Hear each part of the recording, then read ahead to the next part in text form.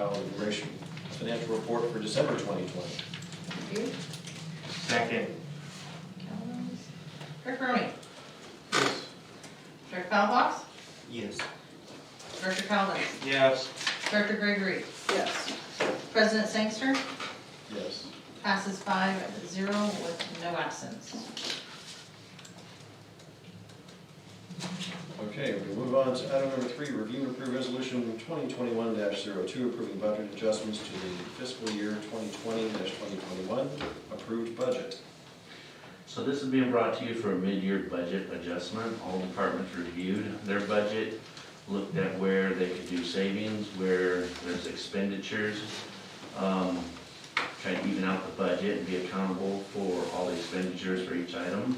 There was, in the report, if you had a chance to read it, some explanation for the position of each fund. And I'll open it up to questions. I'm sure you have a few, so we can move through it. So,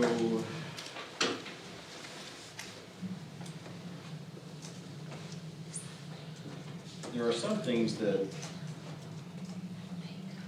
seem fairly innocuous or fairly unsubstantial items. For example, item number 315, postage and shipping, which doubled. I mean, granted, it was $300, now it's $600, but it's gone up 100%. The accounting services going up 50%, roughly.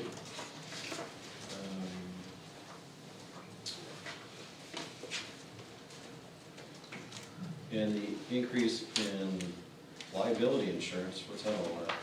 So our liability insurance came out with the new rates, and it was a significant increase. When the first budget was prepared, those increases weren't yet given to us, so we based one on previous performance. And when those came in, it was considerably higher. We reviewed our liabilities, and some of it had to do with the way they were doing our insurance for work, comp, things like that, and then our vehicle insurance. There was a drastic increase overall. But some of the things we did to tame it down was the Fire Association pulled the 1937 and 40 and the ladder wagon and that equipment that was on there from back when it was refurb off, because they were charging us the same as the equipment that we roll every day on the street. So that didn't make any sense. And then I think as far as how many volunteers you have on the work comp portions of it, we have 16 members, and they're getting so much a year per member. And we discussed it with them, and it's basically per operation when they're present. And it breaks down to how many respond per call, so we end up paying on our average, not on the full body. So it's about what their exposure is. So we're only paying when they are responding to a call? Correct, but the rate's higher. Does that make sense? So that was good for us, because here we're paying like for 16 members, and not all 16 respond 100% of the time. So I was like, this is outrageous. And then when we explained it to them, they're like, no, it's their exposure, so when they're responding on calls. So we have that breakdown of how many we get per call on average, which we're paying more per person, but we're only paying for the ones that are responding. So if I have 2.5 responders per call, I'm paying the rate for 2.5 at their rate. It's just kind of weird how it works out. I know Scott spent a lot of time breaking this down as well, and we were looking everywhere we can save, but our rate went up from the time we had our previous budget, when we presented the budget. Then the new rates came out and they were considerably higher, so we have to make an adjustment. Have we shopped insurance to see? That would be that's where we're at right now, discussing finding but the problem is they're all going up, so it's trying to find someone that's, Geico, Right. I mean, an 80% increase is ludicrous. I mean, that's... Yes. Okay. Who's the insurance for again? What's that? Who's the insurance company? SDRI. Oh, it's the RMA, okay. For the ones that you're listing, the increases are under review, have you had any further information since it was prepared? Under legal, because we have a percentage breakdown based on the district, so everybody has a percentage of liability for all CSD, like general counsel. And then each item may have a specific thing. For instance, if they're working on my contract as a chief, that would be all under fire. But if they were working under a contract for, say, Tam, where she works in all funds, then it would be a percentage. That percentage just seemed a little high, but it has to do with our breakdown, not really the cost of it. So we could be more specific probably about how that's broke down in the percentage. It doesn't mean it's wrong, it just means there's a bigger the adjustment there that's needed that wasn't originally budgeted. Okay. Well, I mean, you know, with the ever-changing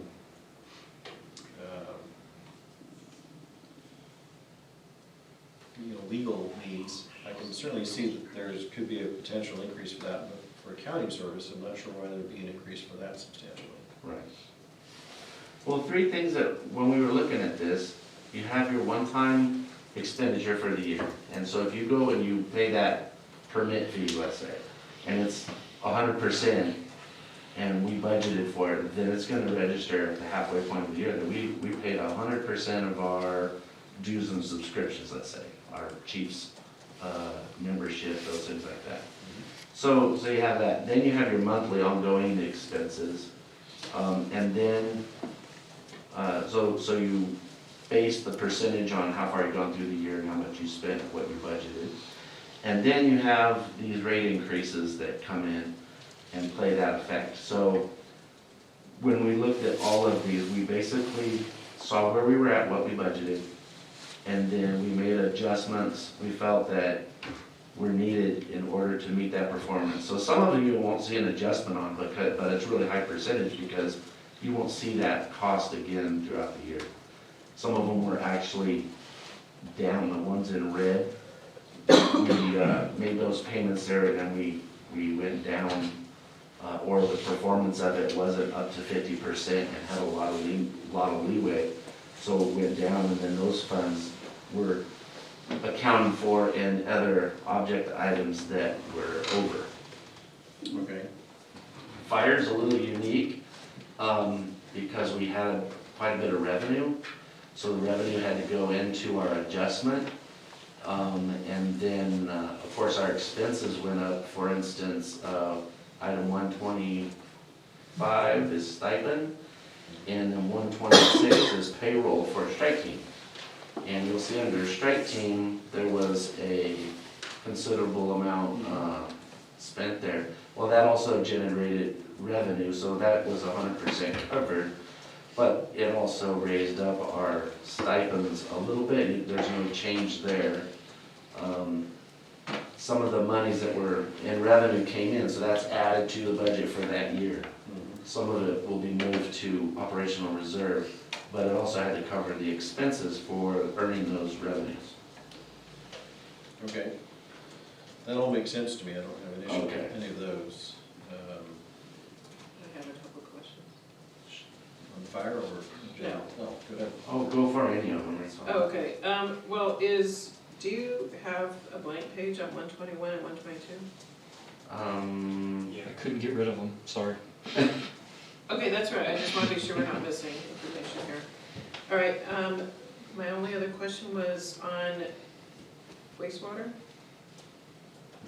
The electric? Utilities? Yeah, Yeah. the I had the same utilities, the question. electric? Went from 50 to 82,000? Yeah. So that's a projection based on where we are currently. The PG&E was so kind to change the rate structure yet again. Yeah, that was another big one that hit So us. that has nothing to do with the, new, No, we haven't even got there. wow, you're kidding. Yeah.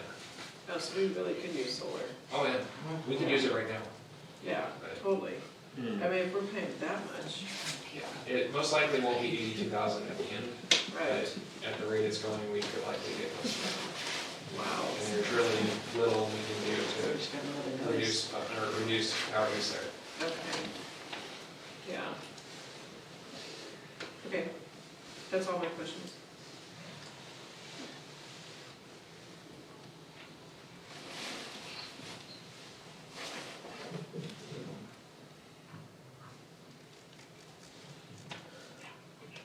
Overall, all of our funds are performing where we should have reserves at the end of the year.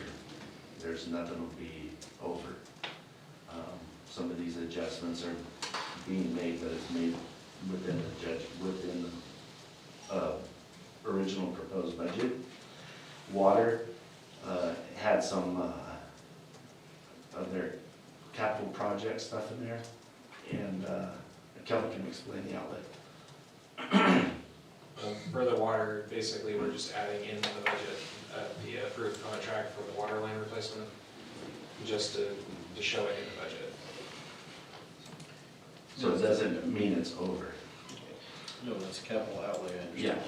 Yeah. we got that. I'm saying mainly also for everybody in here that might not understand. Right. And then for balancing purposes, the funding that'll come for that will be this funding slide, this fiscal year, or is it gonna be next fiscal year, when you see that? It's the county, so you can never really tell. We're early enough in the fiscal year that we most likely will have it this fiscal year. Okay. However, the county has to approve it, and HUD has to approve it, and then they can send it off to the county treasurer to pay us. Okay. Any other board comments or questions on this item? Any public comment? No. All right.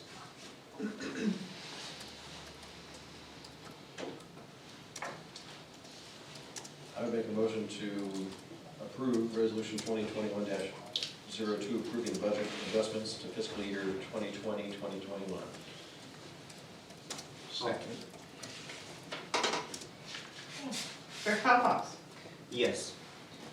Director Calhoun, Yes. Director Gregory, Yes. Director Ryan, Yes. President Sangster. Yes. Passes 5-0 with no absence. For the record, can you state the name of who made the motion, who seconded it, for our stenographer?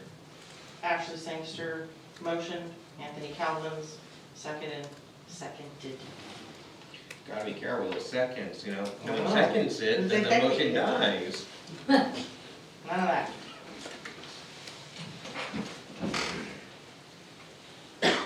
I'll move on to item number 4, review and should be review and approve, not improve. Are we improving the hiring? What would you like us to improve? Improve the whole hiring situation. Okay. A field operator at step 2 of the approval pay scale. As we discussed a little bit previously, we had a notice out to hire a water operator for, say, the better part of a year at this point. We had 2 qualified applicants, both of which were interviewed. The leader from the interviews was offered the position at the step 1 rate. Unfortunately, because they're coming from another agency, making considerably more, they can't really swing the drastic pay cut. So, in discussion with them, they are willing to start at step 2, which overall amounts to a $2,400 increase in their base pay. So it's not a drastic amount. They are willing to start at step 2 and then start the process of building back up from there. They are basically taking a $7 an hour pay cut to come here if they come here even at step 2. They are willing to do that for the opportunity, but they still have to make ends meet at home. So basically what we're asking is to authorize myself to offer step 2 to them formally, and then we can start the process of hiring. Step 2 don't mean anything. How much money are we talking? Step 2 is $25 an hour. Alright. So a person's willing to take a massive pay cut to come work for you, Mr. Dodds? I know some people would think it's really surprising, but some people actually like me as a boss. Well, this person also, the way it's important, is coming with 10 years of experience in the Right. field. And that is considerably different than hiring somebody that has no experience at that step 1 rate. Absolutely. What is the step 1 hourly rate? It's $23.32, I believe. So it's not a drastic difference, but it's enough to make a difference to this person.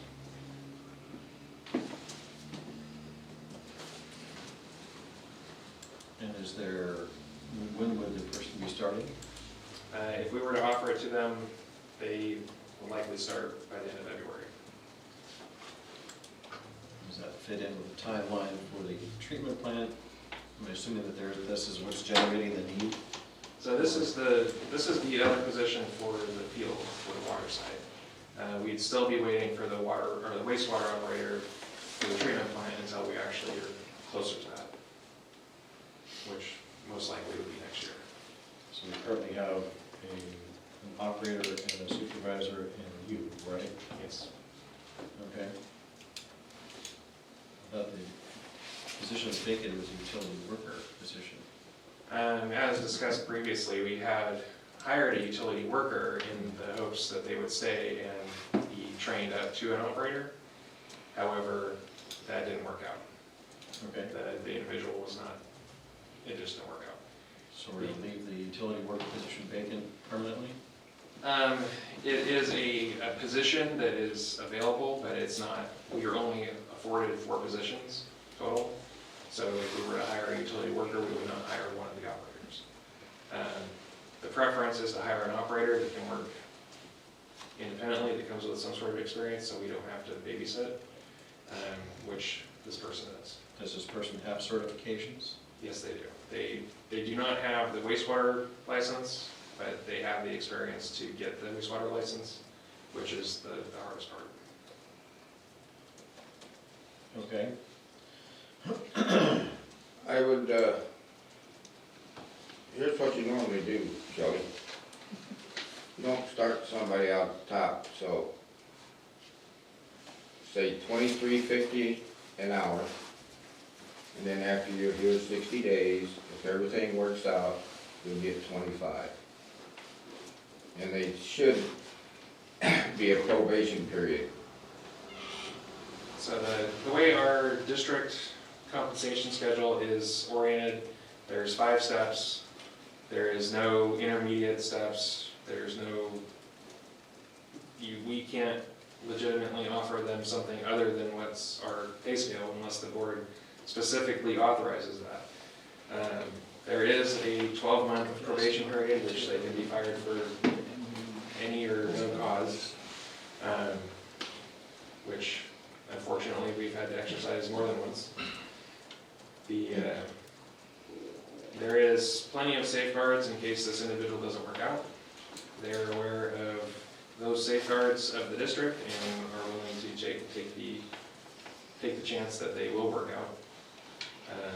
They would be at step 2 for a year with no possibility of increase. And after a year, they would be eligible for a merit increase.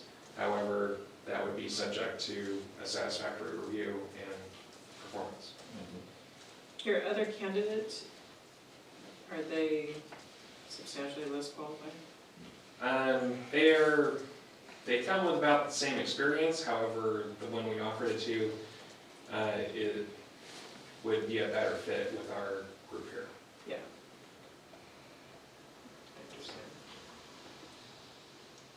Given the difference in annual salary between a utility worker and an operator, has this been budgeted for? Originally, we budgeted for the operator, and we only settled for the worker because we needed the manpower at the time. But the intent was always to have the operator. So the current budget allows for, originally it accounted for a full year at step 1. Since we've had that position vacant for several months out of this year, there is still quite a bit of cushion in that budget. Okay. board comment or questions? Any public comment? No.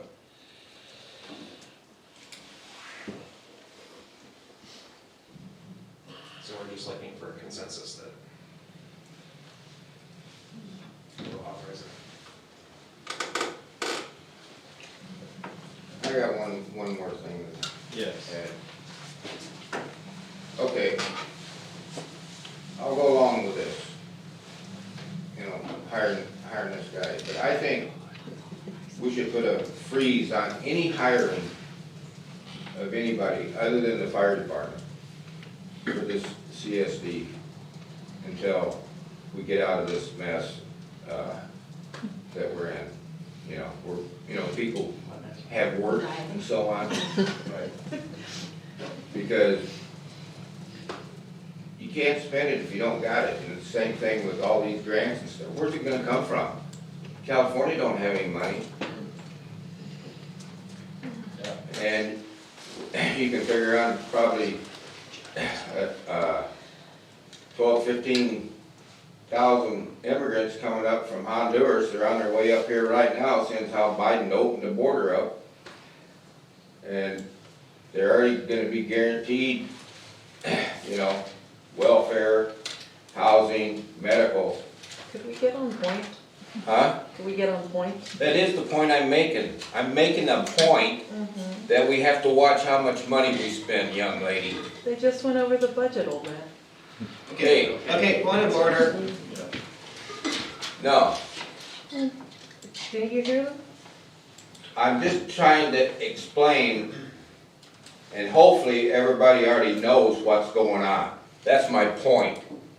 There is no money. We need to cut down on our expenses. So that's my point. Fat girl. Hey, that's uncalled for. Keep it down. That's uncalled for. Well, Okay. it's uncalled for her trying to shut me up. All right, okay, all right, point of order.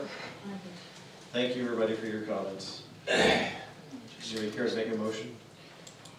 I will make a motion to approve the item as recommended by staff. I'll second.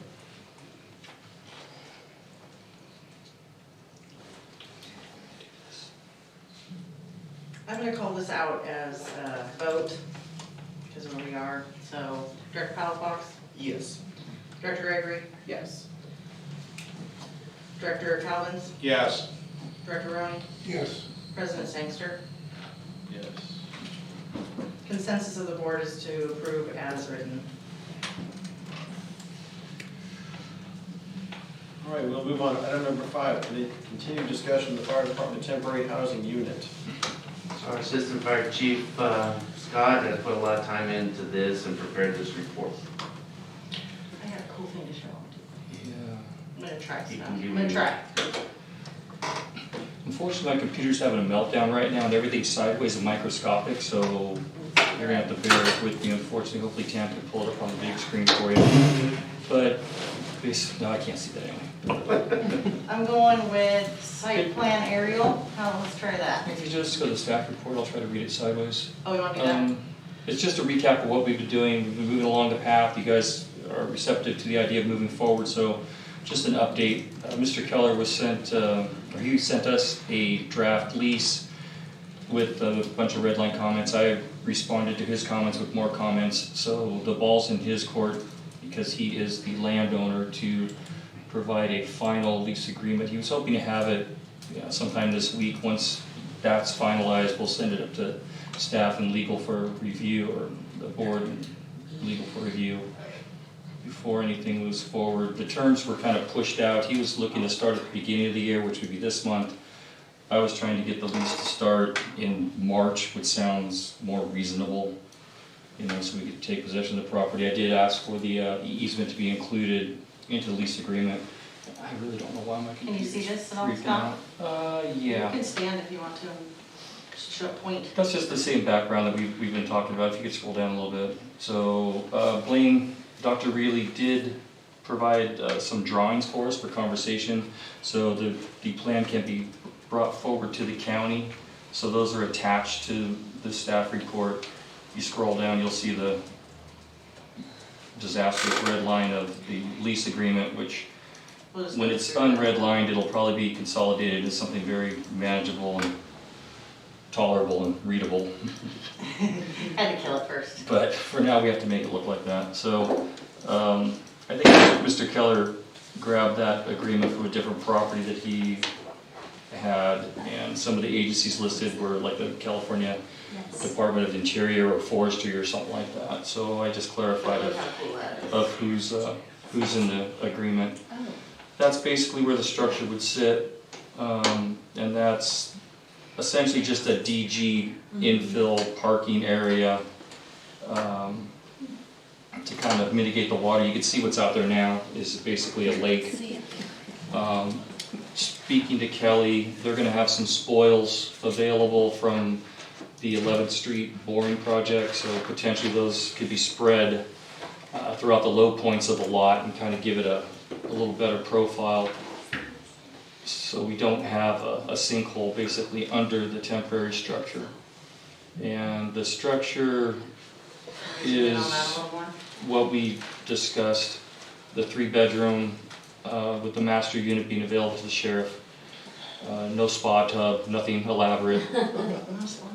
The walk-in closet they'll probably utilize for their, if they had equipment, servers, things like that. It's very plain Jane, very, a basic unit, but it has to conform to our building standards that we have, so it's WUI compliant.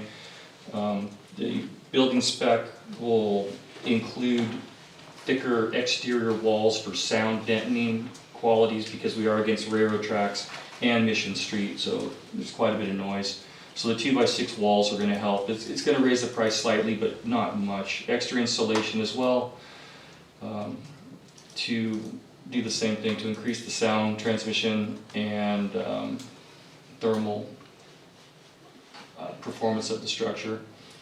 The hope is that that's a stock unit. Basically, it's something that somebody provides. Mobile home manufacturer sales and Pass Robles provided this floor plan and this spec. So once, if you agree that the concept is, where we want to go, then we'll put an RFP together and put it out to multiple manufacturers. Hopefully somebody will be able to come with an in-kind unit that's a stock manufactured unit. We're trying to get away with anything that's elaborate, one-off custom modifications. The spec will include fire sprinklers, WUI compliant windows for both energy efficiency, fire protection, and sound deadening. There is a kitchen. The reason that there is a kitchen is so it can be a housing unit. If it was just like an office building that we tried to convert into a living space, it would have to go through a HUD process, and the HUD process mandates that you have a kitchen facility for it to be a housing unit. So it just made more sense to pursue a housing unit rather than a modification of something else. The original projected cost for the structure alone, and that was a turnkey drop-on site with the permanent foundation piers, which is mainly an attachment that goes to the frame and to a concrete pad that sits on the ground. There's no actual embedment into the soil. It sits on the ground. The permanent foundation is kind of a misnomer, but what it does is it's a seismic bracing. So if there is a seismic event and the building decides to separate, because manufactured homes are 2 buildings put together for a double wide, if it splits in the center seam, the floor will collapse and you could potentially be trapped. So the foundation piers prevent that from happening, and it qualifies as a permanent foundation. So is it going on a concrete pad on the seismic piers? No. So straight on the ground? Straight on the ground. It'll probably be a DG base is what we're talking about. That way, when we vacate the space and surplus the building, it'll be turned back into an in-kind or as we found it condition. We're not going to do any extreme modifications to the property other than bring in some DG, bring in a building. Water line is very simple according to the Director of Utilities, and sewer is very simple according to Director of Utilities. We might need a small lift station to get the sewage, to a proper flow line, but that would all be disconnected when the structure is surplused and the lot turned back into a vacant space. The water connection would be terminated, and any future development would require connection fees for both water and sewer. The electricity tentatively would come from the fire station. Actually, it would come from the fire station, so we would have the benefit of solar. And it would be a temporary pigtail. We'd probably look at utilizing the line that we have put in over by the air machine.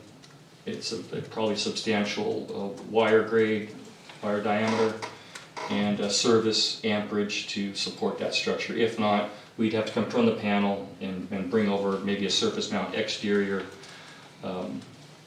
conduit to provide a connection to the building. Is that enough words? So, Sorry. a couple of questions. What's that? Couple of questions Yes, I ma'am. have is, because of it going to be, on those piers, Mhm. what kind of skirt are you gonna do and, It comes with a skirt. oh, it does? Yeah, okay. so it would be a WUI compliant hardy backer, for Okay. just quick terms, hardy Does- backer skirt.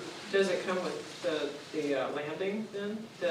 There's a stair, there's only, the front entrance and the rear entrance is all the only access to the facility. Mhm. The goal is to have this presented to the county, it's like an 18-inch step up also, minimum crawl space. Presented to the county as a non-essential needs structure, so, and no public access. So it's just for our use, our housing use. There aren't visitors, so we don't have to go down the ADA compliant road, and we don't have to build it to 1.5 times construction spec. Okay. But to answer my question about the stairs, it comes with? It comes with stairs, metal stairs front and back. You're just gonna leave it like that, not? I don't see any reason to go any further if we don't have to. Yeah, okay. If there's a necessity to put in an ADA compliant ramp, then we would do a temporary metal ADA compliant ramp with a cane tick and grab bars and all the essential needs that we would have. Yeah, no, my only thing is that it's just going to be, I don't know that maybe there is, but on that drawing, this doesn't show much of a overhang? There isn't. Yeah, okay. There is not, there really isn't an overhang at all. There's just at the north and south end, the east and west ends, it's very minimal. 12 inches, something like that. At best, yes. And it's something that, this is like I said, a stock unit. The elevation and the floor plan details came directly from the manufacturer. They were imported into the CAD drawings that Dr. Reilly was able to provide. So we could have, a more flowery rendition with colors and stuff, but, as for cost savings and where we're at in time, I think this is effective. Yeah, rain gutters ain't that much anyway. More than likely, we'll put rain gutters on it just to keep the water off the front entrance. And I think it's a building requirement to have rain gutters as well, so we just have water sheeting off the roof, or at least a rain diverter over the door. I put, one of these, well, it wasn't like this, but out on Estrella Road, and it was on them seismic pads. Mhm.